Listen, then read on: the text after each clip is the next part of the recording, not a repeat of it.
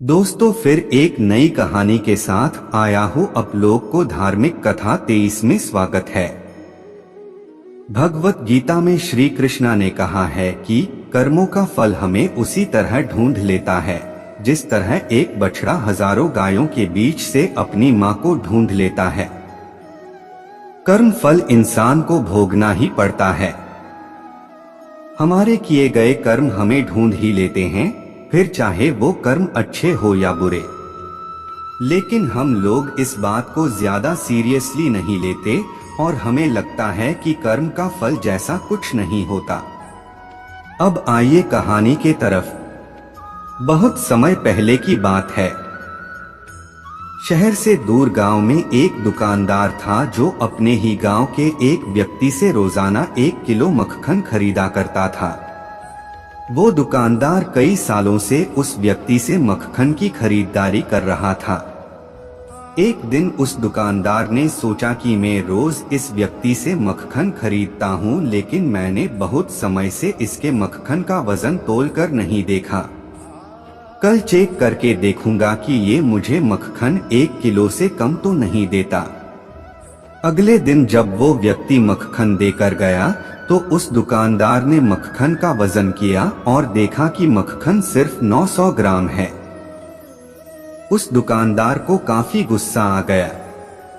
वो व्यक्ति गुस्से में गांव की पंचायत के पास गया और उसने उस व्यक्ति की शिकायत कर दी। गांव की पंचायत बैठी और उस व्यक्ति को बताया गया कि तुम पर इस दुकानदार ने धोखा देने का आरोप लगाया है। तुम इस दुकानदार को देने वाले मक्खन के वजन में हेरा फेरी करते हो और हर बार तुम इसे 1 किलो मक्खन की जगह सिर्फ 900 ग्राम ही देते हो। क्या तुम्हें अपनी सफाई में कुछ कहना है? वो व्यक्ति बोला, सरपंच जी, मैं तो एक गरीब आदमी हूँ, मेरे पास वजन तोलने के लिए सही माप नहीं है। मैं रोज इस दुकानदार से अपने लिए 1 किलो गेहूं खरीदता हूं और अगले दिन उसी गेहूं को तराजू के एक तरफ रखकर इस दुकानदार के लिए मक्खन तोलता हूं। अब आपको जो भी पूछना है इस दुकानदार से पूछिए।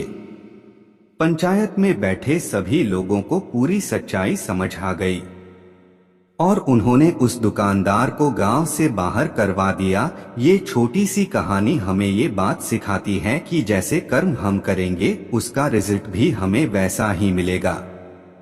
हमारी चालाकी ही हमारा नुकसान कर देती है। हम जो भी दूसरों को देते हैं या दूसरों के साथ जैसा भी व्यवहार करते हैं वो कभी ना कभी लौटकर हमारे पास ही जाता है।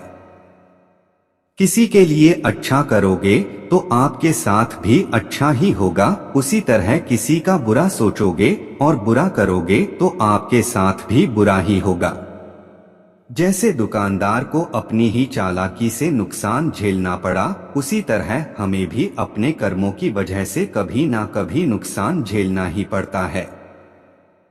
दूसरों से साथ बुरा करके हमें 1, 2 या 10 बार बच सकते हैं, लेकिन एक ना एक दिन उसका परिणाम हमें भुगतना ही पड़ता है।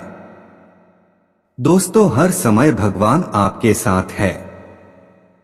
किसी रूप में आप विश्वास करके देखो।